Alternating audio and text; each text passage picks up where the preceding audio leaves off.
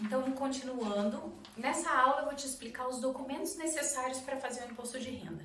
Aqui na Contabilize a gente usa um documento que a gente chama de checklist, que tem listado, a gente encaminha para o cliente esse documento, o cliente busca a documentação e envia para a gente de acordo com esse checklist. Ele pode até ticar no checklist o que ele já enviou para a gente, anotar informações que ele acha importante. Eu vou deixar um PDF desse checklist aqui nos anexos dessa aula, tá bom? Os documentos que você vai precisar para declarar o imposto de renda, basicamente, são tudo relacionado aos rendimentos do contribuinte, seja seu ou se você estiver fazendo de um terceiro, e ao patrimônio do contribuinte. Também relacionado aos dependentes, pagamentos que abatem no imposto de renda, ganhos de capital na alienação de bens, rendimentos de aluguéis, por exemplo, de imóveis, tudo relacionado ao rendimento financeiro desse contribuinte, tá? Vamos começar aqui na lista, para a gente ir seguindo passo a passo, e daí eu vou explicando para vocês o que são esses documentos. Para começar, quando eu vou fazer um imposto de renda de alguém que já declara em anos anteriores, eu sempre pego a declaração do ano anterior. Na declaração de imposto de renda, quando a gente for preencher as fichas, vocês vão ver que lá na ficha patrimonial, ele pede a situação no ano anterior e a situação no ano calendário. Lembrando que a gente está falando do ano de 2020. Então, ele vai pedir a situação em 2019 e a situação em 2020. Quando eu vou fazer a declaração de imposto de renda pela primeira vez de um contribuinte, eu preciso da declaração do ano anterior. Caso contrário, eu não sei qual é a situação desse imposto de renda no ano de 2019, para poder preencher o de 2020, que é o meu objetivo. Então, eu preciso da declaração do ano anterior. Eu sempre peço, está lá no meu checklist, um dos primeiros itens, declaração do ano anterior. Se a pessoa nunca declarou imposto de renda, não tem problema. A gente vai fazer a composição de bens patrimoniais neste ano corrente e informar se de repente ela está declarando pela primeira vez, mas já tem um bem mais antigo, eu repito esse bem no campo do ano anterior, tá? Então a primeira coisa que eu sempre peço é a declaração do ano anterior, caso exista. A segunda coisa são os informes de rendimentos de forma geral. Eu vou falar um pouco mais detalhadamente deles. O informe de rendimento do trabalho assalariado é aquela ficha que o próprio RH da empresa envia para o contribuinte, que o próprio RH da sua empresa disponibiliza para você. Se não disponibilizou, tem a obrigação de disponibilizar. Você pode entrar em contato com o RH da empresa e solicitar esse documento. Não adianta enviar para um contador ou para uma pessoa que vai fazer a declaração de imposto de renda, e não adianta para você que está fazendo sua própria declaração os olerites do ano inteiro. Porque aí a gente teria que somar todo o rendimento tributado, correndo o risco de ter uma margem de erro, um erro de soma ali, e correndo o risco da empresa ter informado alguma coisa diferente na DIRF da empresa. Porque a declaração de imposto de renda da pessoa física cruza dados com a declaração da pessoa jurídica. Então, quando você trabalha numa empresa, aquela empresa declarou um valor para a Receita Federal. Então, quando você trabalha numa empresa, aquela empresa informou valores para a Receita Federal. Você vai informar na tua declaração exatamente a mesma quantia, os mesmos dados, os mesmos valores que a empresa declarou.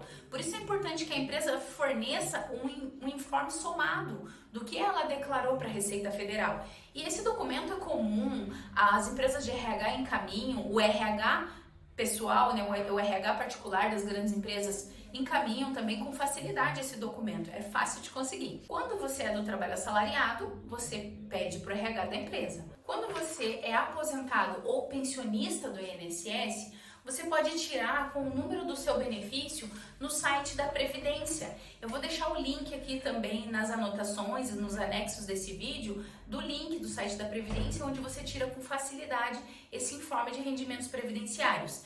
Cada fonte de renda tem um informe de rendimento. Se você é aposentado do INSS, você vai pegar no site do INSS. Se você é aposentado do Paraná Previdência, o Paraná Previdência já tem login e senha para acessar o site deles e retirar o informe de rendimentos. Se for outros fundos previdenciários, cada um vai ter uma forma de enviar o rendimento, enviar o informe de rendimentos para você, tá bom? Isso da parte de rendimentos, né? Cada banco que você tem conta também gerará um informe de rendimentos. Então, eu tenho uma conta no Itaú, eu entro no meu aplicativo do Itaú, busco por informe de rendimentos e tiro lá o relatório para encaminhar, para mim utilizar para fazer minha própria declaração ou para encaminhar para alguém que vai fazer minha declaração o informe de rendimento da conta do Itaú. Ah, mas eu tenho 10 contas bancárias. Você vai ter que tirar 10 informes de rendimentos de cada uma das suas contas bancárias pessoas físicas.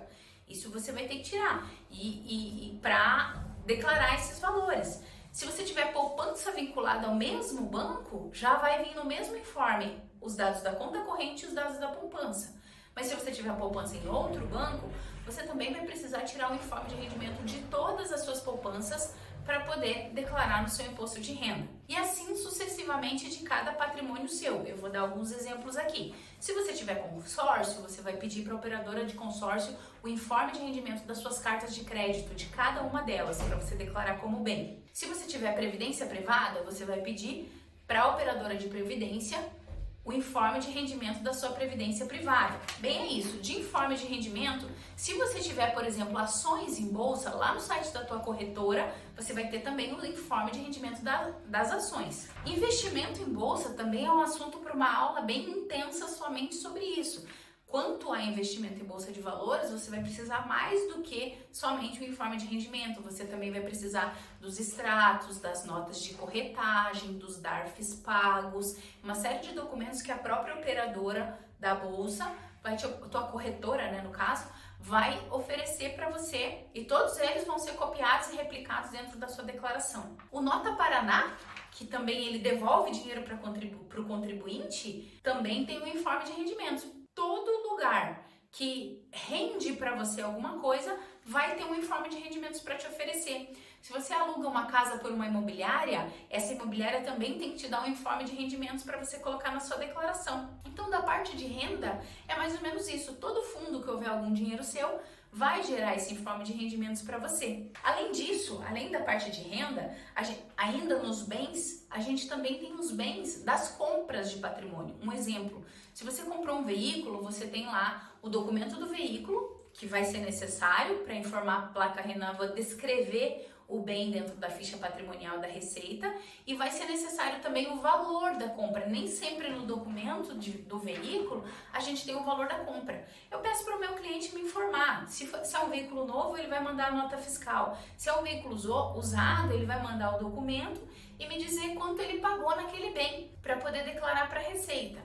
Quando você compra um imóvel, você vai ter lá o registro de imóvel ou o contrato de compra e venda desse imóvel. Esse documento também vai ser necessário na hora de entregar a declaração. E alguns dadozinhos a mais ali que não são obrigatórios, como indicação fiscal, número do registro, alguns dadozinhos a mais também vão ser pedidos. Quando a gente entrar na parte de preenchimento prático, aí eu vou passar cada campo que precisa. Mas por enquanto você pode juntar aí o teu registro de imóvel para que você possa declarar na sua declaração depois, tá? Então, da parte de investimento em bolsa de valores, eu comentei anteriormente que você vai precisar das notas de corretagem, os extratos da corretora de janeiro a dezembro, notas também de janeiro a dezembro, informe de rendimento das administradoras de fundos, todas as DARFs pagas e custódia da corretora. Todas essas informações para renda variável são muito importantes.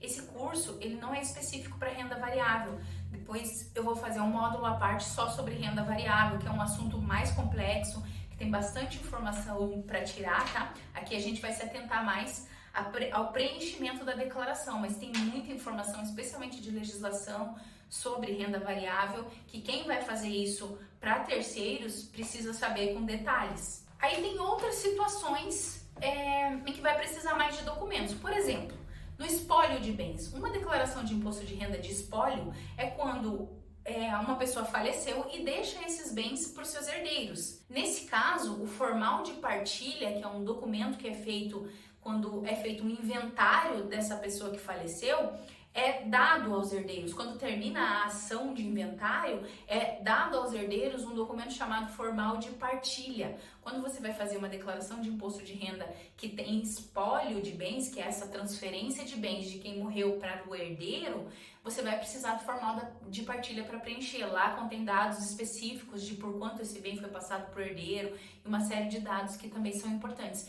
Essa relação à parte eu também vou deixar aqui nos anexos do vídeo. E também existem casos de ações trabalhistas. No caso de ações trabalhistas, tem duas coisas que eu gosto de ter em mãos para preencher a declaração de imposto de renda. Uma é a sentença, para eu saber a natureza dos rendimentos daquelas ações, não só trabalhista, todo tipo de ação trabalhista, eu falei rapidamente porque é a que eu mais vejo aqui, mas outros tipos de ação onde há verbas indenizatórias, precisa entrar na declaração de imposto de renda. Eu sempre gosto de ter a sentença para poder entender a natureza, né, dessas verbas, e normalmente existe uma planilha de cálculo que demonstra a base de cálculo, o INSS retido, o imposto de renda retido, o pagamento de honorários advocatícios e quanto sobrou de líquido para essa pessoa.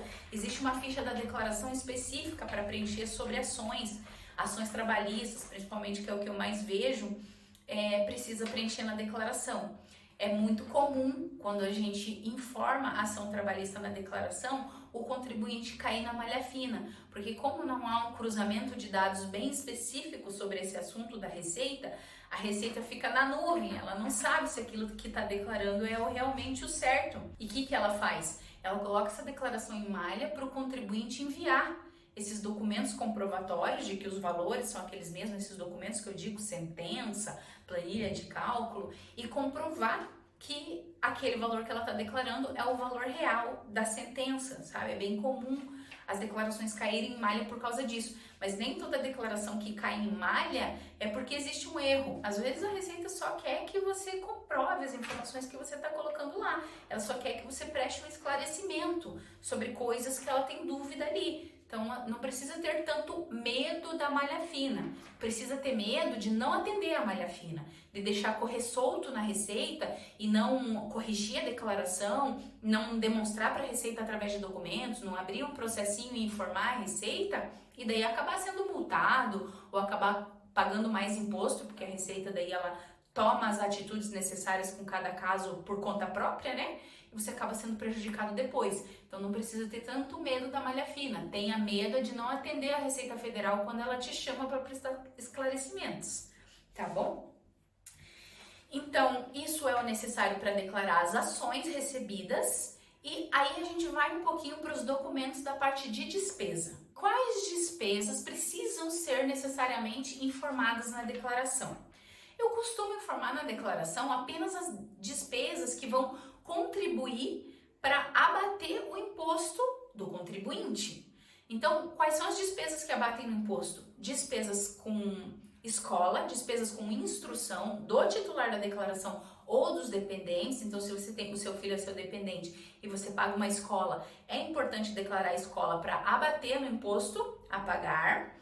E despesas médicas, despesas com saúde, dentista, médico, fisioterapeuta, vários profissionais da saúde são credenciados para abater na declaração. Então, essas despesas com saúde e educação são as principais que têm que ser informadas na declaração. Mas tem outras que também podem ser informadas, despesas com aluguel, honorários advocatícios. Tem uma lista de despesas, a gente vai passar por essa ficha depois e eu vou te mostrar a lista de despesas. Só que as que realmente importam são as despesas com educação e saúde. Então, as escolas fornecem uma declaração no final do ano com a soma das mensalidades pagas, com intenção, né, de utilizar na declaração de imposto de renda. Os planos de saúde também oferecem um relatório, que às vezes até se chama informe de pagamentos, alguma coisa assim, onde tem toda a lista dos pagamentos anuais somado àquele plano de saúde, para que a pessoa use na sua declaração. Então, toda vez que você consultar um médico particular ou um dentista particular, é importante você pegar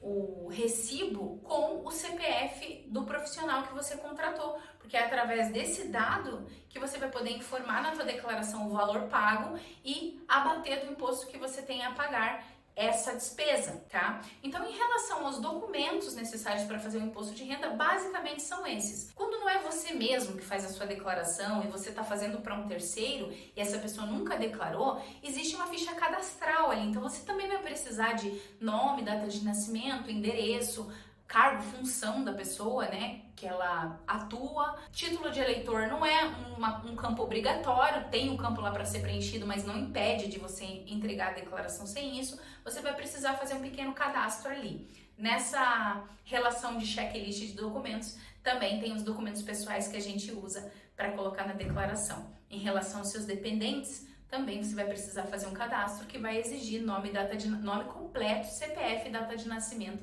de cada um deles. Então é importante você ter isso em mãos para preencher a sua declaração ou pedir para alguém que você vai fazer a declaração para ele. Quanto aos documentos, eu acho que é isso. Se eu ver que faltou alguma coisa, nos próximos vídeos eu vou complementando, tá bom? Vamos pro próximo.